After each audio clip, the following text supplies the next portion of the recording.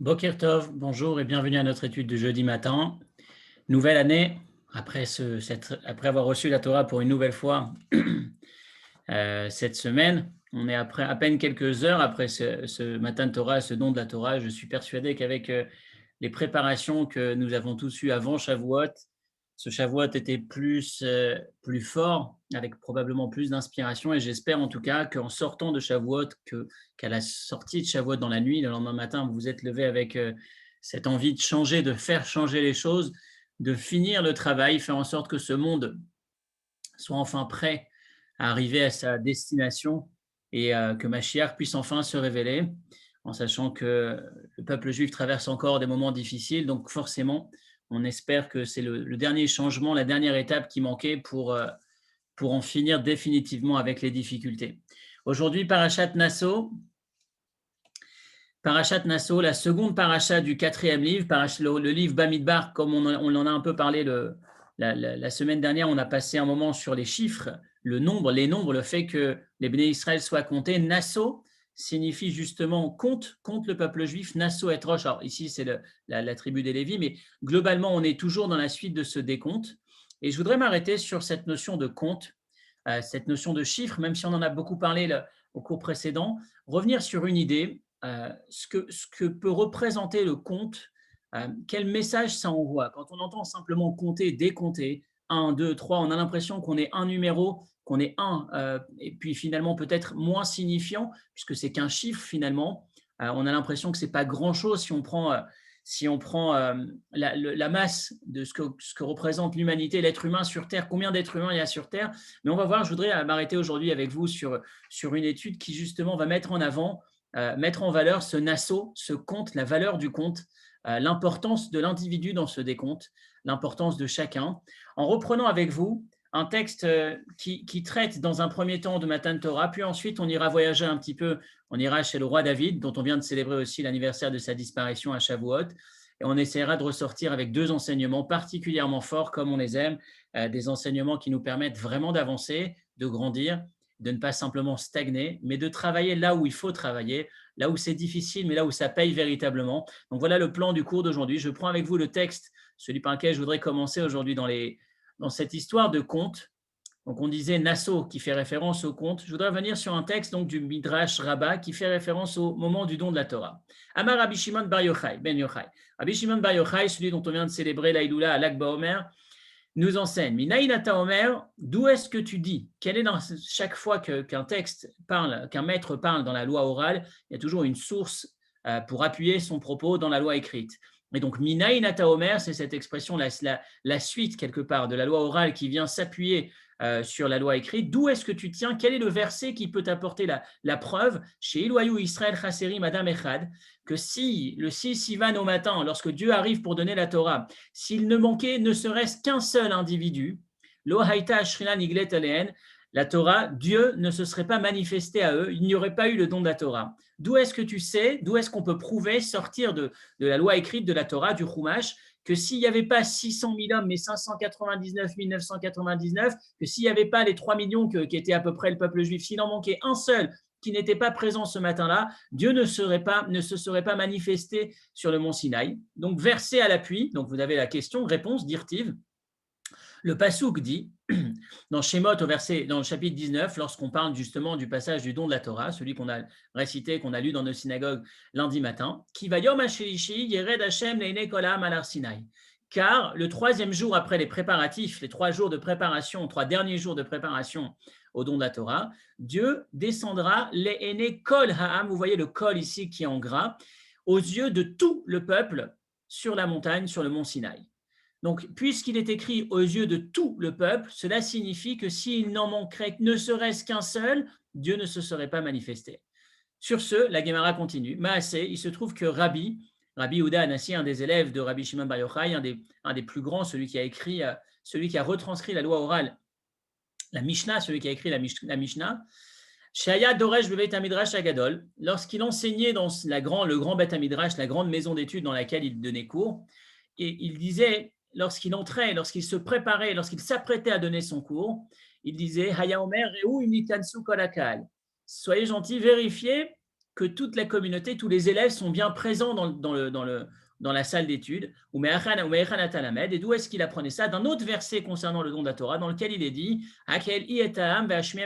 Dieu demande à ce que l'on réunisse tout le peuple que l'on réunisse le peuple afin qu'il puisse retransmettre la Torah. Donc on a la citation du Passouk dans le verset, donc Shemot, dans le deuxième livre de la Torah, dans le 19e chapitre, le passage qui traite des 10 commandements du moment du don de la Torah. Dieu qui dit je me montrerai aux yeux de tout le peuple, donc il fallait impérativement qu'il y ait tout le peuple de présent. Et on a Rabbi Yehuda Hanassi qui va reprendre un autre verset dans lequel Dieu dit j'ai réuni. Dieu a demandé à Moshe de réunir tout le peuple afin de transmettre la Torah. L'importance de chaque individu à cet événement. Et forcément, ça peut nous interpeller, que ce soit la question que j'ai posée en entamant le nom de la paracha à Nassau, ce décompte. On a l'impression que le décompte, c'est justement, a priori en tout cas, ça laisse entendre autre chose qu'une marque de valeur de l'individu. Et je reviens maintenant au sujet qu'on vient d'aborder. Qu'est-ce que ça peut changer? Pourquoi est-ce que c'est tellement important que tout le monde se doive d'être présent pour que Dieu puisse se manifester? Admettons qu'il y avait un qui n'était pas là, un absent ce matin-là. Est-ce qu'à cause de cet absent, Moshe Rabbeinu, Aaron, les 70 sages, les plus grands du peuple, allaient manquer, allaient perdre, allaient passer à côté de ce don de la Torah, de cet événement? Pourquoi est-ce qu'il fallait que chaque individu soit présent? Pourquoi est-ce que s'il en manque un, ça pose véritablement un problème? Pourquoi est-ce que c'est incompatible avec la manifestation divine sur le Sinaï, le fait qu'il y ait ne serait-ce qu'un absent? Quelle est l'importance de cet individu, peut-être même de ce petit individu? J'ai envie de dire, il y en a un qui est absent, c'est pas grave, il y a 10 pour le remplacer. Pourquoi est-ce que c'est tellement important que chaque individu soit présent? Il y aurait quelqu'un qui écoute à sa place et qui va lui répéter le lendemain. Pourquoi est-ce qu'il y a cette importance qui est mise, l'accent qui est mis sur la place et l'importance, la notion le fait que chaque individu soit véritablement indispensable pour qu'on puisse pour que puisse avoir lieu l'événement du don de la Torah. Donc voilà, on est dans la continuité de Shavuot. On sort du don de la Torah et on est encore en train de réfléchir sur cet événement, surtout l'impact de cet événement, ce qui va nous laisser, comment est-ce qu'on va modifier notre attitude, peut-être évoluer, ou se regarder soi-même et regarder l'autre différemment en sortant de cet événement. Donc on a notre sujet lancé, le thème est lancé, la question du jour est là. On va mettre de côté, comme on le fait de temps en temps, on met de côté la question principale pour voyager, pour aller dans un second sujet.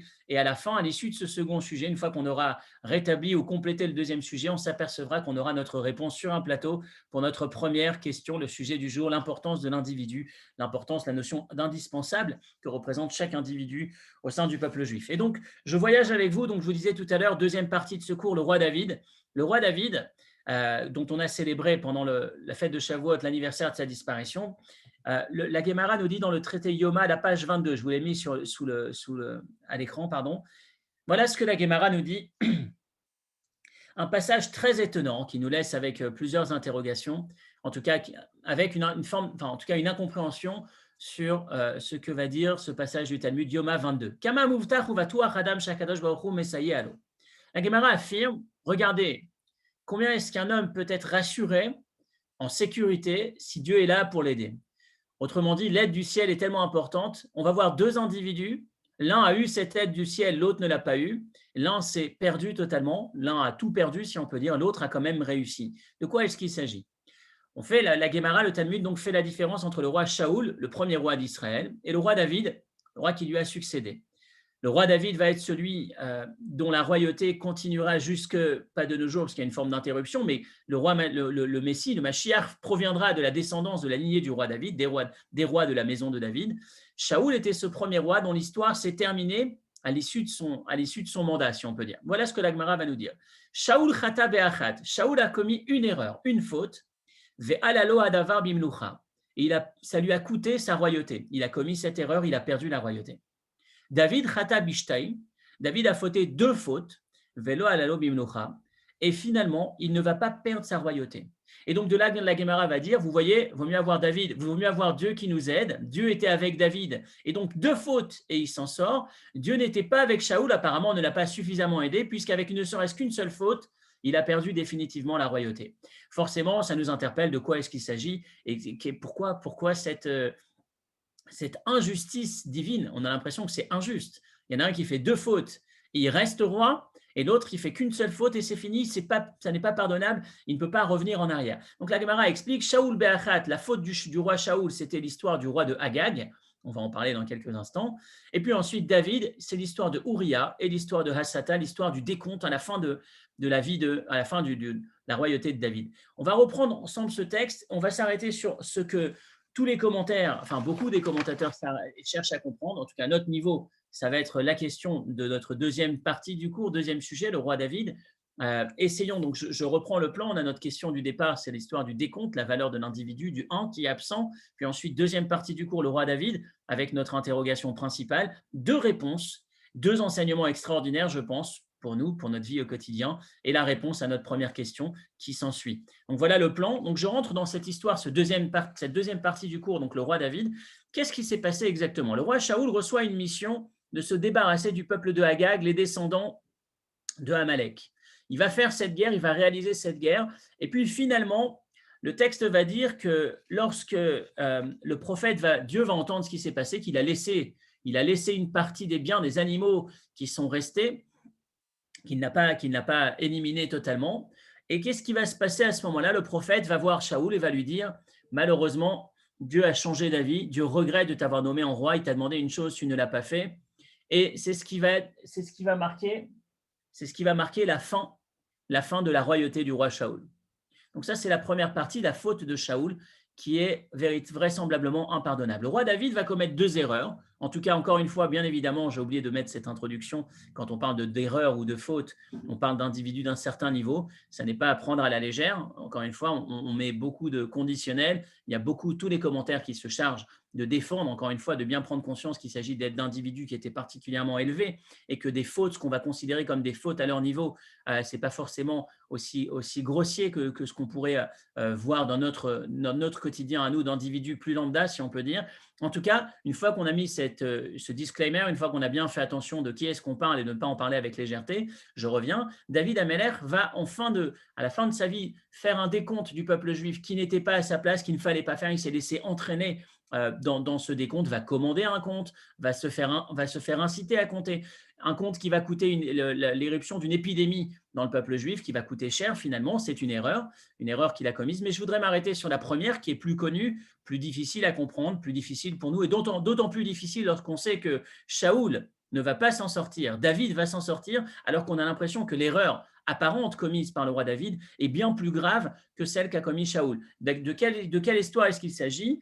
Il s'agit donc de l'histoire de David avec ce qu'on appelle la faute de David et Bathsheba. Encore une fois, quand on parle de faute de David et Bathsheba, ce n'est pas aussi simple que ça. Je sais que j'ai eu l'occasion de vous le dire probablement dans le passé, il y a tous les commentaires qui viennent au secours, défendre le roi David. Il y a toutes les réponses qui sont là pour couvrir. La Guémara va dire toute personne qui dit que David a fauté ne se trompe, ne fait que se tromper.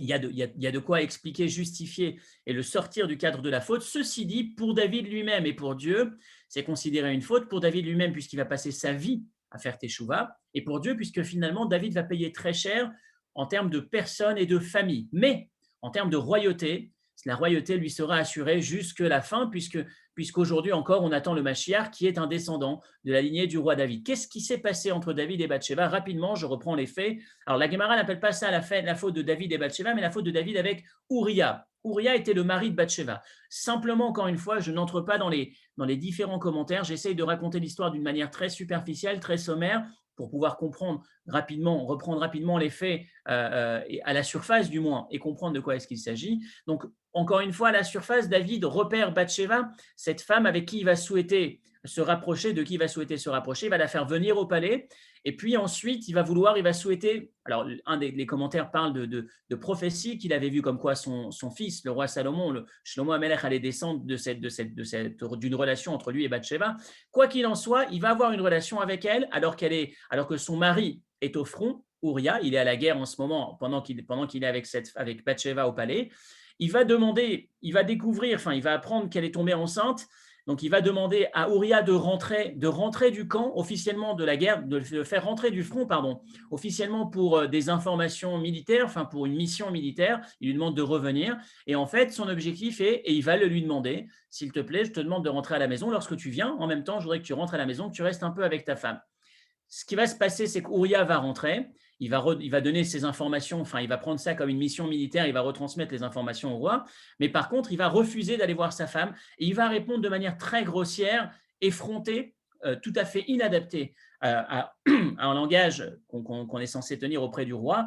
Il va dire au roi, je cite, je n'ai pas copié dans le texte, mais globalement, il va dire Aaron ve Israël, comment mon cher, enfin comment le roi, alors que l'arche sainte, le peuple juif et Yehuda se trouvent dans des cabanes en train de faire la guerre, alors que mon maître, Yoav, le chef des armées, mon maître, il l'appelle mon maître, alors que son roi, le roi David n'est pas mentionné en premier, mais qu'en second plan, se trouve ici. Comment est-ce que moi, je peux entrer chez moi, manger et boire et rester avec mon épouse alors que mes amis sont au front? Je ne peux pas faire ça. Et il repart directement au front. Cette phrase est particulièrement grossière, enfin grossière. C'est un manque de respect qui, à cette époque, aurait dû lui coûter la vie, puisque tous les rois de cette époque se tenaient à leur respect de manière extrême lorsque quelqu'un s'exprimait avec deux erreurs. La première erreur, c'est de placer d'abord Yoav, puis ensuite son maître, puis ensuite le roi, pardon, le roi en second plan, puis ensuite le reprendre, se moquer de lui, hein, d'une certaine manière, finement lui dire, nous on est au front et toi tu es tranquille au palais. Je ne ferai pas une chose pareille. Il y a une forme de manque de respect, de révolte. C'est considéré comme une forme de révolte contre le roi qui aurait dû lui coûter la vie. Mais à ce moment-là, David ne va pas le sanctionner spontanément. Il va simplement lui demander de repartir au front. Et au front, il va demander à Yoav de le positionner vraiment au front, le plus en avant, si on peut dire, de manière à ce que si vraiment il doit mourir, si vraiment il était passible, il aurait dû être puni, que ce ne soit pas lui qui l'ait fait directement, mais que ce soit Dieu qui le fasse. Pas Dieu, mais en tout cas, il interroge d'une certaine manière le destin, si on peut dire, ce n'est pas le destin, mais on a compris, de manière à ce qu'effectivement, la fin de l'histoire est tragique, puisque Uriah va être tué au front, va mourir au front. Et c'est cette faute pour laquelle le prophète Nathan Hanavi va venir voir David et lui dire regarde, tu as fauté. Comment est-ce qu'il va lui raconter? On en a parlé il y a quelques cours en arrière.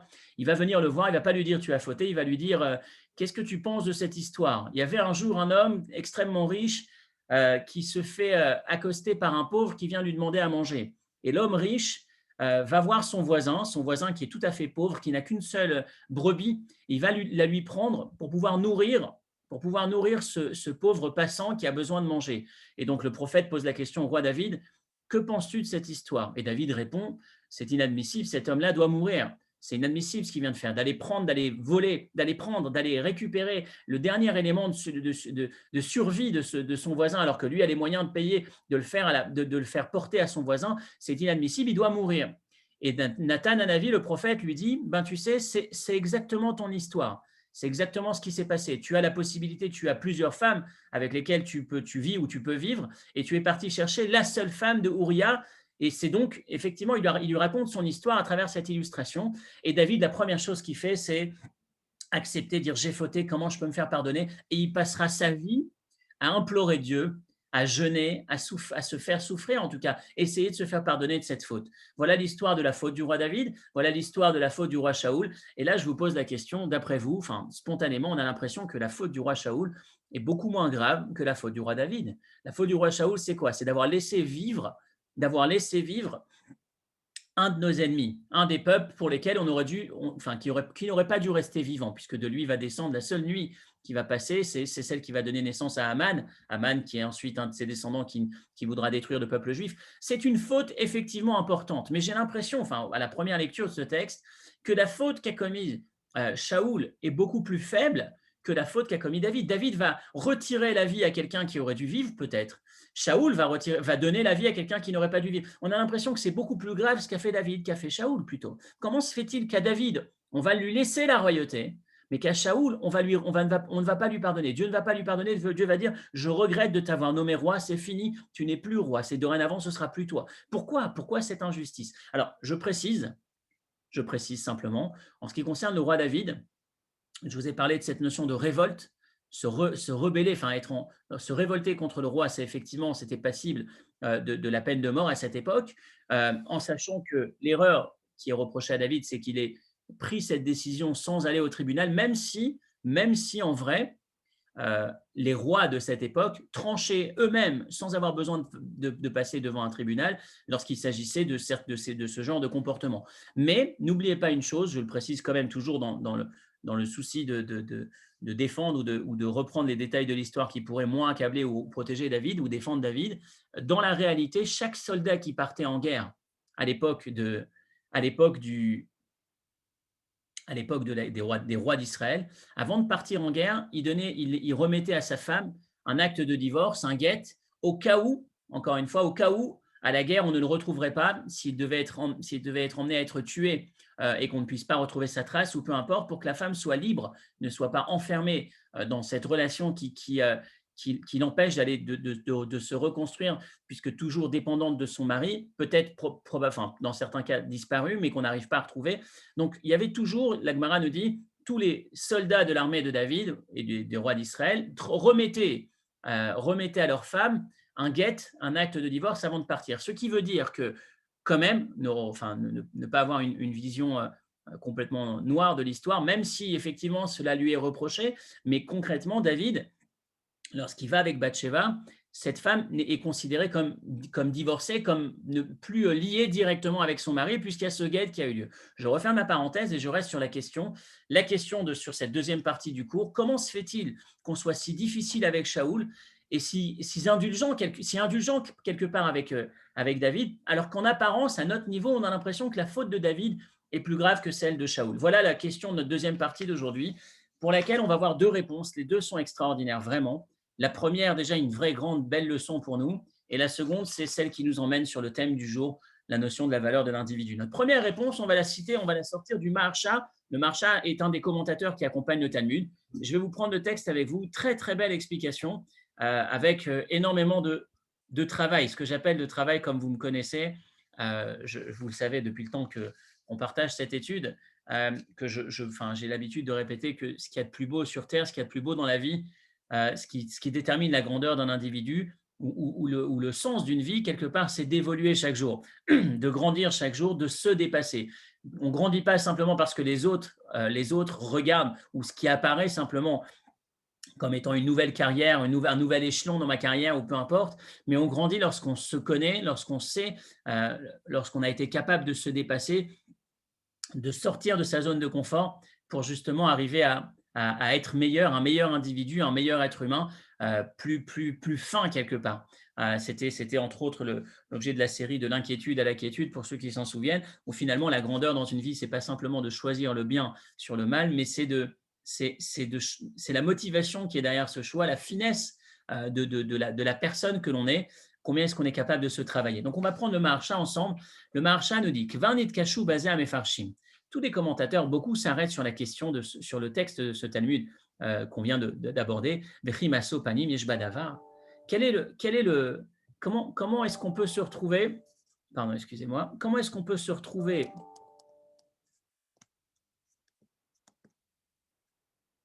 Excusez-moi.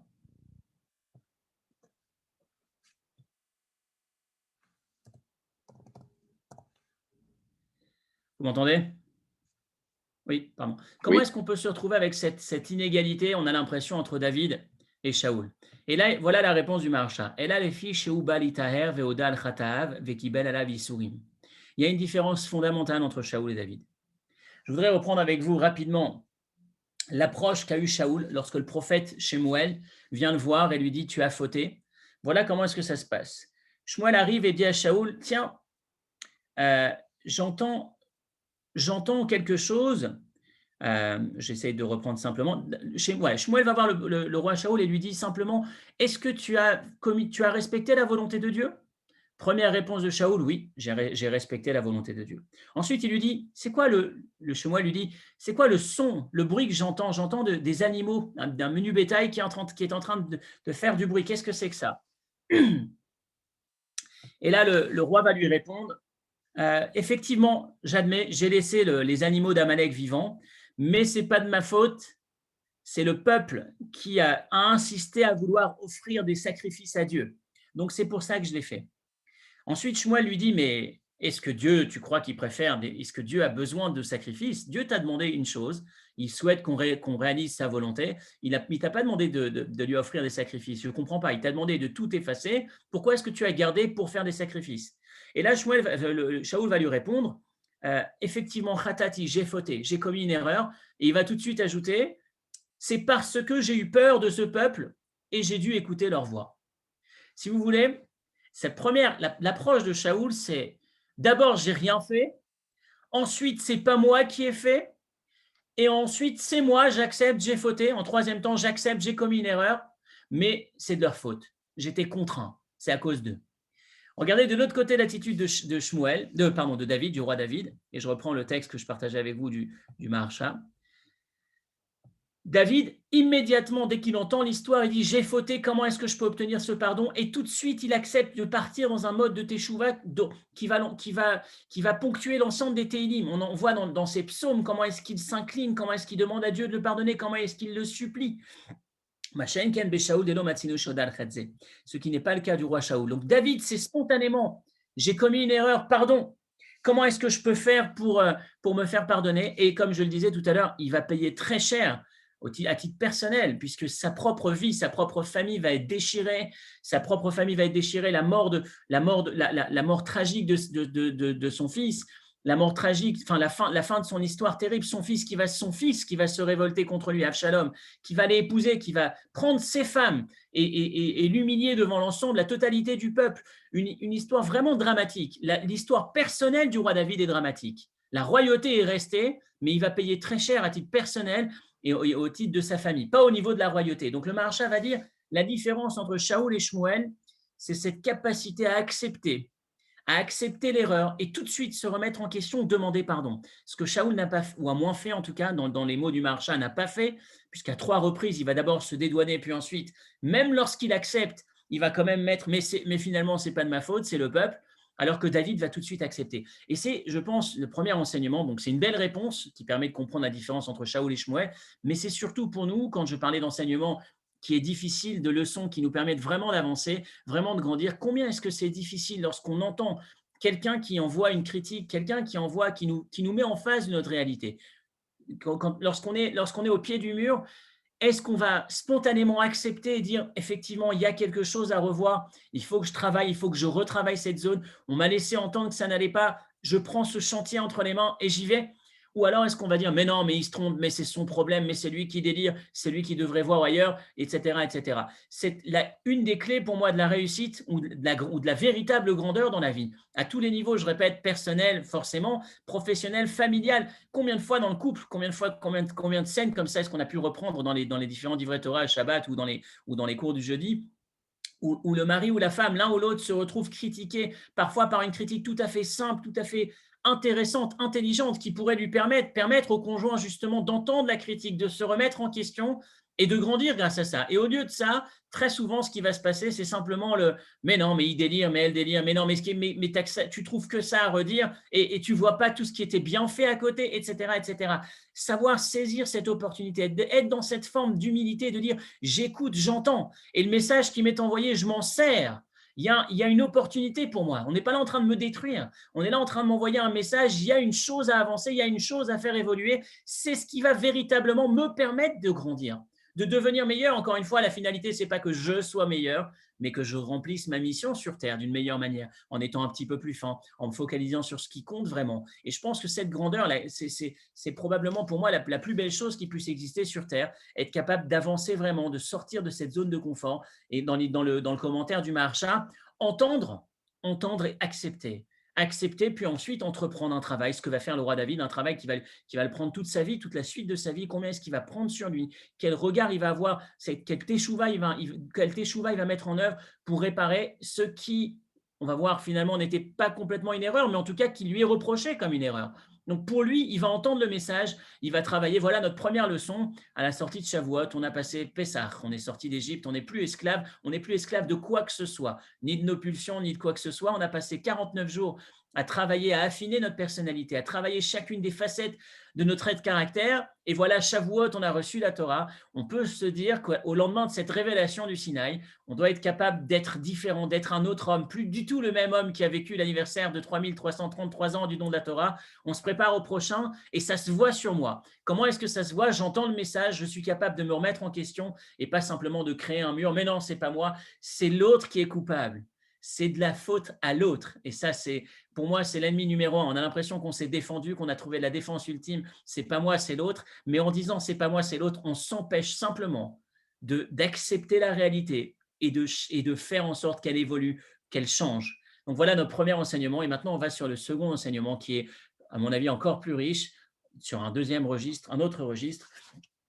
Alors, le contexte dans lequel s'inscrit cette deuxième réponse, on est en 1955, c'est en Israël. Il y a une grève en Israël, la grève des enseignants. Les éducateurs, tous les professeurs ont décidé de faire grève pour renégocier leur statut, les conditions de travail, les conditions de rémunération. Et, euh, et il y a des syndicats un peu partout qui s'élèvent justement pour faire grève. Cette grève est bien menée. Et à un moment donné, dans les institutions Chabad Lubavitch, dans les institutions scolaires du mouvement Lubavitch en Israël, cette grève commence aussi à se faire entendre, et il y a le rabbi qui reçoit l'information, qui répond à ses enseignants.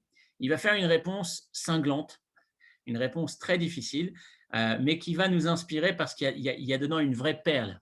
Une vraie perle. Il y a deux parties dans cette réponse. La première qui remet en cause le fait de faire grève, en tout cas le message que cela peut avoir. On va le lire ensemble, on va lire ensemble l'esprit de la lettre et puis ensuite les derniers mots de cette lettre, la deuxième partie de la lettre qui est encore une fois très riche par rapport à notre sujet principal du jour. Donc je vous invite à entrer dans le texte, toujours dans notre photocopie.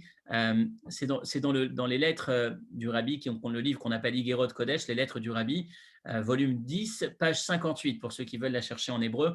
Elle doit probablement être aussi traduite quelque part en français. Batechila bitrila au début, donc le Rabbi reçoit cette information et il répond aux enseignants. Donc dans un premier temps, le premier argument du Rabbi, c'est que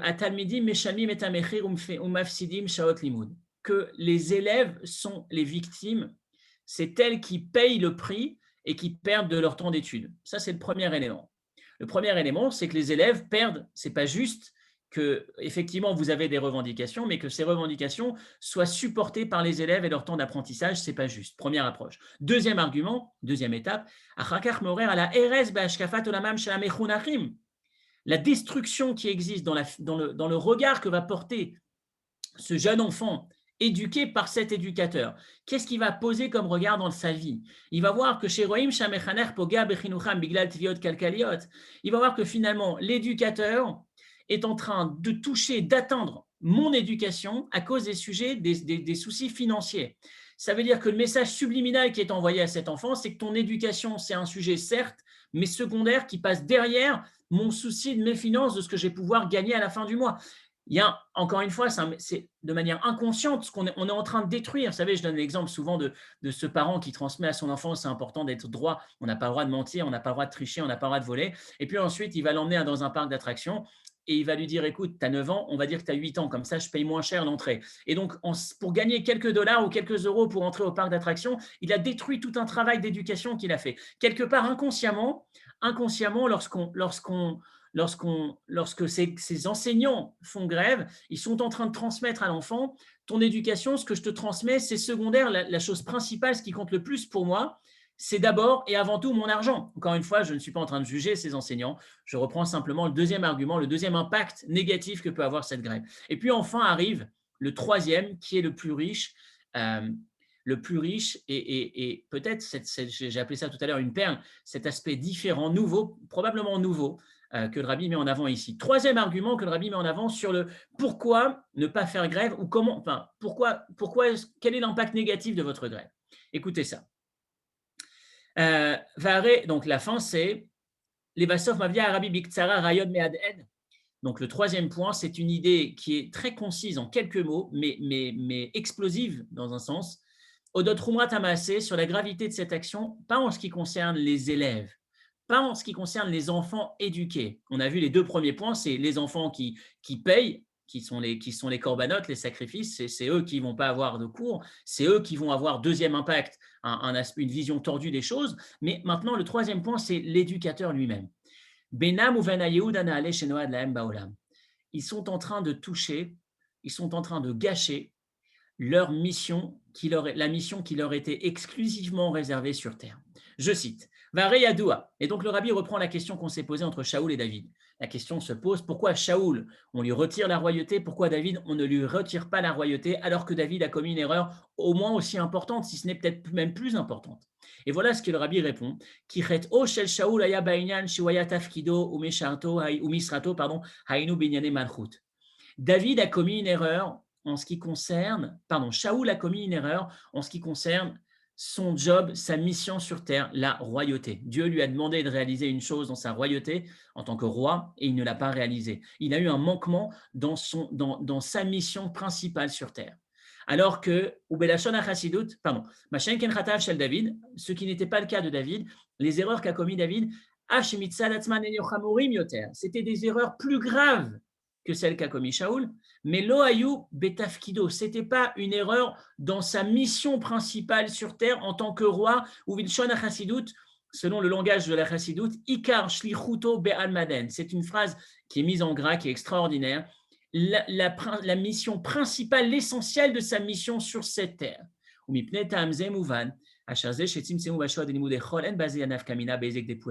donc là, le rabbi s'adresse à ses enseignants, il leur dit, en ce qui concerne les heures de matière profane, dites profanes, que vous allez retirer à ces élèves, effectivement, il y a les deux premiers impacts qui ne sont pas bons, qui sont négatifs. Vous volez, enfin, les pauvres enfants qui ne vont pas avoir d'heures de cours et de formation. Et deuxièmement, les élèves qui vont avoir une vision des choses tordues parce que vous leur mettez en avant l'impact financier plus que le métier que vous êtes en train de transmettre, la transmission que vous opérez auprès d'eux. Ça, c'était le premier aspect. Mais en ce qui concerne le troisième point, votre mission principale sur Terre, qui est altérée, qui est touchée avec cette grève, c'est principalement sur votre mission de transmettre le sacré. Parce que transmettre le chol, c'est un moyen pour permettre à ces enfants de pouvoir subvenir à leurs besoins plus tard. C'est effectivement une mission aussi, mais ce n'est pas l'essentiel de votre mission sur Terre.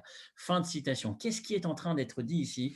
Je pense que c'est dans un sens une révolution. Encore une fois, pour vous qui assistez aux cours régulièrement, je pense que ce n'est pas nouveau. Vous savez combien est-ce que c'est important, cette idée, cette philosophie, ce regard. On n'est pas sur Terre par hasard. On est sur Terre pour une mission. Rappelez-vous, Dieu nous a fait descendre sur Terre. Dieu se soucie qu'on se lève chaque matin sur Terre avec toutes les capacités, toutes les facultés, tout le potentiel nécessaire pour faire quelque chose dans cette journée. On a une mission à réaliser. Il y a un sens à notre existence, à chacun d'entre nous en particulier. Il n'y a personne qui peut remplacer la mission d'un autre. Il n'y a personne qui peut se considérer remplaçable. Je ne la fais pas, l'autre la fera. Sinon, Dieu ne se serait pas soucié, oui, véritablement soucié, pour que ce matin, chacun de ces individus soit réveillé en pleine santé, ou même si ce n'est pas en pleine santé, avec les forces nécessaires pour vivre et réaliser cette mission qui est là présente pour lui sur Terre. Cette idée est tellement forte. Et donc le rabbi met en avant ici, par rapport à ses enseignants, la faille qu'ils ont, les dégâts par rapport à leur propre vie en faisant grève, à part les élèves, c'est pour vous. Vous êtes en train de passer une journée, 2 journées, 3 journées à côté de ce qui était réservé pour vous exclusivement comme mission sur Terre. Et ça, c'est du gâchis. Et cet accent, cet aspect que le rabbi relève ici est véritablement extraordinaire. Vous savez, on parle souvent, je vais reprendre cette citation, peut-être que certaines d'entre vous ont pu assister au cours qu'a eu le plaisir de donner ma femme sur les clés de la joie. Dans un de ses cours, c'est une série de plusieurs cours, dans un de ses cours, il y avait cette notion de l'importance de chaque individu. La Mishnah dans Sanhedrin nous dit, les fichach nivra adam yechidi, l'ensemble de l'humanité, l'ensemble du monde, de la création, de la nature, a été créé par volume. Il n'y a pas eu un arbre, puis ensuite un second, puis ensuite un troisième. Il y a eu des milliers d'arbres, il n'y a pas eu une montagne, il y a eu des milliers de montagnes, il n'y a pas eu une vache, il y a eu des milliers de vaches, etc., etc. La nature, le monde a été peuplé d'un coup, sauf pour l'humanité. L'homme, l'être humain a été créé un homme unique.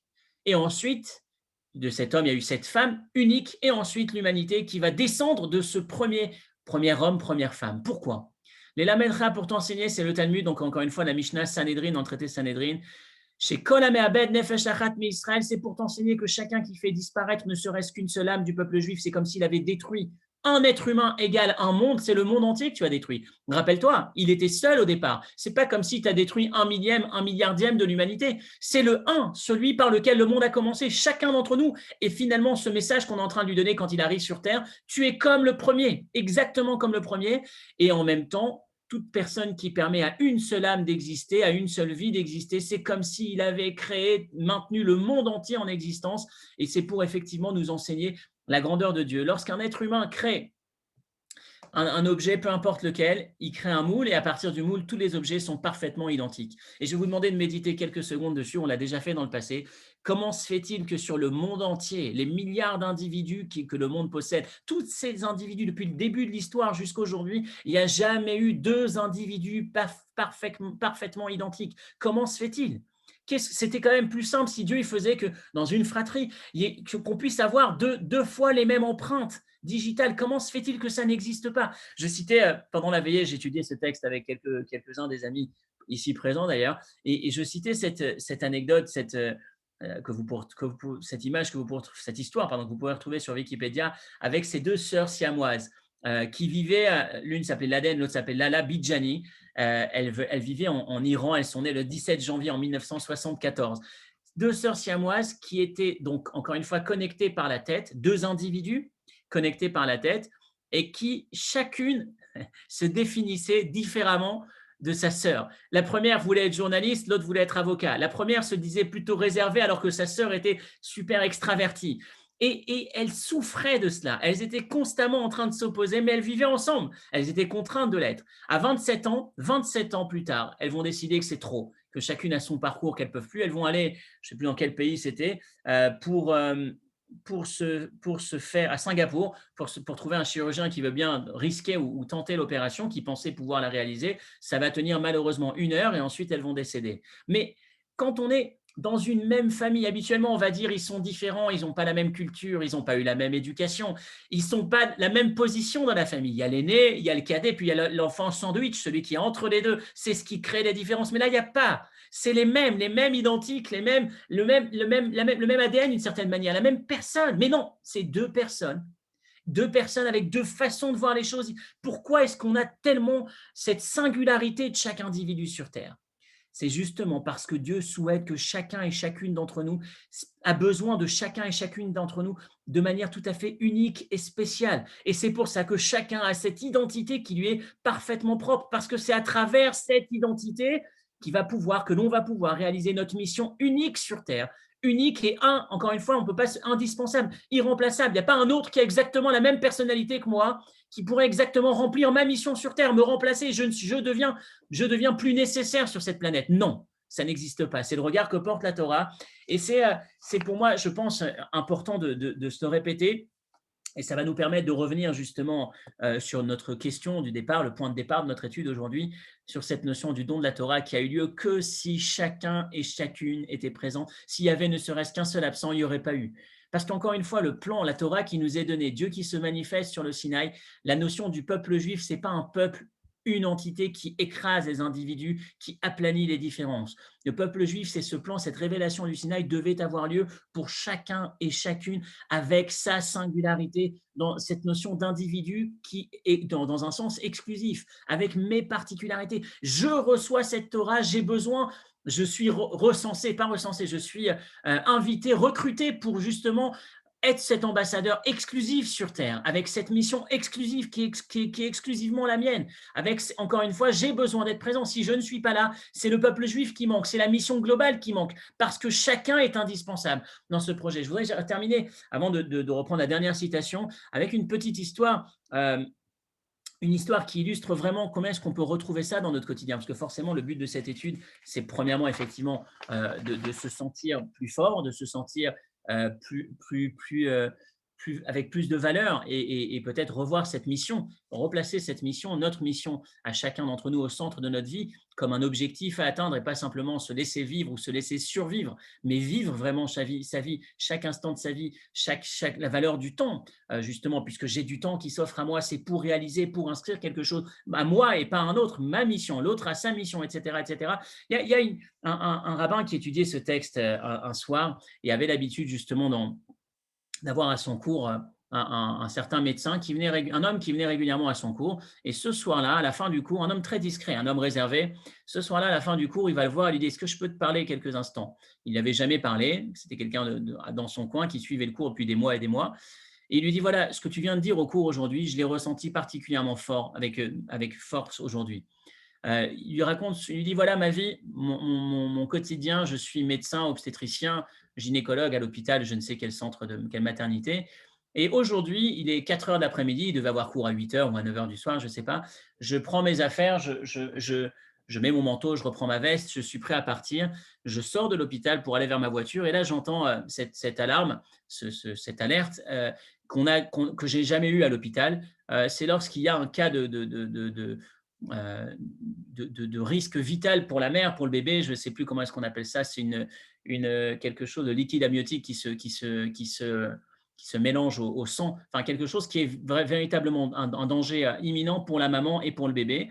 J'ai un cas, en tout cas un cas particulièrement compliqué qu'il n'avait pas eu l'occasion d'avoir beaucoup, souvent dans sa carrière. Il dit, bon, ben, je pose mon manteau, je pose mon sac et je cours au bloc et je passe 4 heures là-bas. Grâce à Dieu, on a réussi à sauver la maman et le bébé. Et donc, finalement, habituellement, je rentre à la maison, je dîne un peu, je me rafraîchis avant d'aller au cours. Et là, je suis venu directement du cours, du bloc au cours. Et je voulais te dire que ce que tu viens de dire aujourd'hui, que cette idée, ce que tu viens de ressortir du cours, la mission unique, exclusive pour laquelle on descend sur Terre, je l'ai véritablement ressenti. J'étais en train de m'imaginer que si j'étais parti 5 minutes plus tôt, quelle aurait été la fin de cette histoire avec un interne, avec des médecins peut-être moins expérimentés, peut-être toutes les études que j'ai fait il y a 20, 30 ans, 40 ans en arrière, c'était pour cet instant, pour pouvoir être l'homme de la situation, sauver la vie de cet enfant et de cette maman. Et la fin de l'histoire, la chute de cette histoire, c'est que quelques mois plus tard, il prend sa retraite, ce médecin. Et il raconte que le stress au bloc, ou je ne sais pas exactement ce qu'il avait comme fonction en particulier, il a décidé de se mettre un peu en retrait, de travailler en ville dans un cabinet. Et ils ont ressenti, le médecin a ressenti, le rabbin a ressenti à ce moment-là. Il y a un mot du Hayom Yom, vous savez, cette pensée du rabbi quotidienne qui s'appelle le Hayom Yom. Il y a un des jours où il reprend une citation qui dit, je crois que c'est du Baal Shem Tov, une âme descend sur terre, 70, 80 ans sur terre, parfois pour simplement rendre un service à une personne. Voilà la mission d'une vie. Et lui, il a vraiment ressenti que finalement, sa carrière principale, celle dans laquelle il s'inscrivait tous les jours, était mise de côté. Finalement, il avait abouti, il avait réalisé toute cette mission ce jour-là où il a sauvé la vie, où il était l'homme de cette situation. Et c'est cette idée, je pense, avec laquelle il faut sortir. Je suis désolé, ça vibre beaucoup, excusez-moi. C'est cette idée avec laquelle il faut sortir. C'est la notion de sens, de valeur de chacun d'entre nous. Au Sinaï, s'il en manquait un, c'était pas la même Torah, c'était pas le même peuple juif, c'était pas la révélation.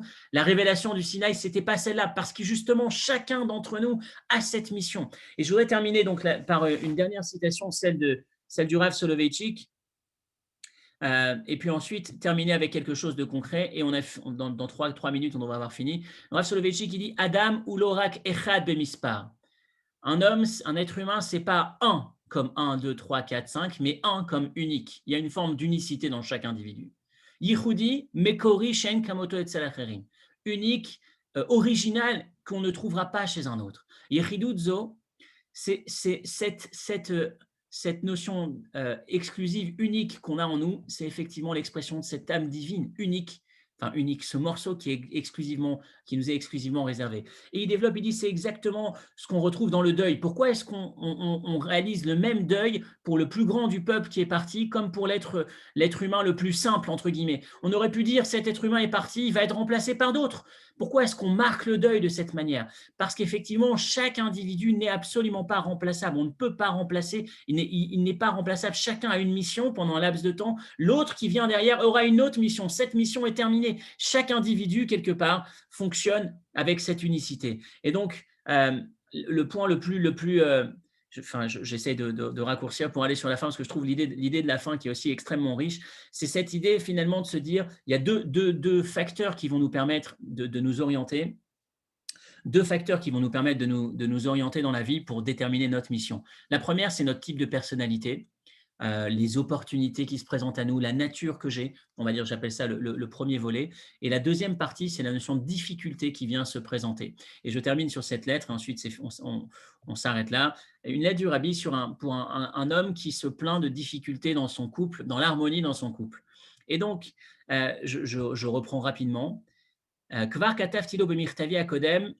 C'est vrai que j'ai déjà eu l'occasion de lui écrire dans le passé que il a rencontré effectivement des difficultés, des moments obscurs, troubles dans l'harmonie dans son couple, dans la paix dans son foyer. Il aurait pu se dire, enfin, il l'a peut-être vu comme un facteur qui lui permet de baisser les bras. Il dit non. S'il y a des obstacles, s'il y a une difficulté, c'est qu'il a besoin de se renforcer davantage. Pourquoi? Parce que plus il y a de l'obscurité, plus il y a des obstacles, plus il y a des difficultés, plus cela montre que c'est probablement l'orientation de ma mission sur Terre. Pourquoi? Il dit, il est vrai, il est connu que les âmes que l'on a aujourd'hui sont des âmes pour beaucoup, pour la plupart, qui étaient déjà descendues sur Terre, qui ont eu une mission, si on peut dire, sur Terre, et qui vont redescendre parce qu'il y a des tas de choses qui ont été faites, mais il y a des éléments qui manquaient. Donc, dans ma vie, à moi, aujourd'hui, tous les éléments faciles, là où il n'y a pas d'obstacle, c'est quelque part, ce n'était pas l'essentiel, ce n'était pas ça l'objectif de ma mission, de ma descente ou ma redescente sur Terre, de la descente de mon âme sur Terre. Là où c'est difficile, c'est parce que justement, c'est les zones pour lesquelles spécialement cette âme est redescendue sur Terre. Et donc le rabbi finit, c'est vrai que c'est difficile, c'est vrai que ça demande des efforts, mais je l'encourage, je lui donne des forces quelque part, en regardant les choses de cette manière, à se dire que finalement, c'est peut-être là que se joue l'essentiel de sa mission sur Terre. Et donc le fait de prendre sur soi, le fait de faire en sorte, dans cette histoire, encore une fois, c'était un homme qui avait probablement une femme qui souffrait, parce qu'il va dire, comme le Chachamim nous disent, la beracha dans un couple, dans un foyer, c'est grâce à la femme, grâce à l'épouse. Et puis il faut faire attention au fait que la femme est parfois plus sensible et que l'expression du Talmud, c'est sa larme est plus présente. Donc ça, c'est la conclusion de cette lettre du rabbi. Le dernier point que je voulais voir avec vous. Donc il y a le fait de prendre en considération le type de personnalité, les opportunités qui se présentent à nous, et en parallèle, le facteur difficulté, qui n'est pas incompatible. Ce n'est pas parce que c'est difficile que ça veut dire que je dois m'en aller. Et ce n'est pas parce que c'est difficile que ça veut dire que je dois aller dans une autre voie et aller différent de ma nature. Premièrement, le type de personnalité que j'ai est essentiel. Ça veut dire que si je suis plutôt ci ou plutôt ça, plutôt chaleureux, plutôt extraverti, plutôt joyeux ou plutôt peu importe, ça veut dire que c'est dans cette direction que j'ai quelque chose à jouer. Et en prenant ces paramètres en considération, en prenant la Torah comme GPS, comme plan, comme guide, qui va me dire ça c'est bien, ça c'est pas bien, c'est là où tu dois aller et là plutôt pas. Là, ensuite, le degré, le facteur difficulté qui se présente à moi, difficulté, encore une fois, pas le mur qui m'empêche d'y aller, mais la difficulté, le fait que ça m'a l'air impossible, c'est souvent un indicateur qui a de quoi investir davantage d'énergie, se renforcer. En conclusion, voilà le résumé du cours. On a commencé par les 10 commandements, le don de la Torah à Dieu qui se révèle que si tout le monde est présent, l'importance de chaque individu. On est parti sur le roi David. 2 enseignements, être capable d'accepter son erreur, de ne pas faire porter la faute, chercher un coupable, mais se regarder en face et trouver la solution, accepter de prendre le challenge entre ses mains et dire le défi, le relever et réparer. La deuxième partie, c'était l'histoire de ces profs en grève avec la mission unique que chacun d'entre nous possède lorsqu'il descend sur Terre. Et la conclusion, l'importance de chacun, se prendre en main, prendre conscience de cette mission, peut-être la chercher davantage et faire en sorte qu'au lendemain de Shavuot de cette année, Parashat Nassau, où on décompte chaque individu est compté pour sa spécificité, pour cette dimension unique que chacun d'entre nous possède, essayer d'investir davantage d'énergie dans cette direction, que l'ensemble de ma vie soit le reflet de cette recherche-là, de cette démarche-là, de réaliser ma mission afin de permettre à ce monde enfin d'arriver à sa destination et que Mashiach puisse se révéler. Shabbat Shalom.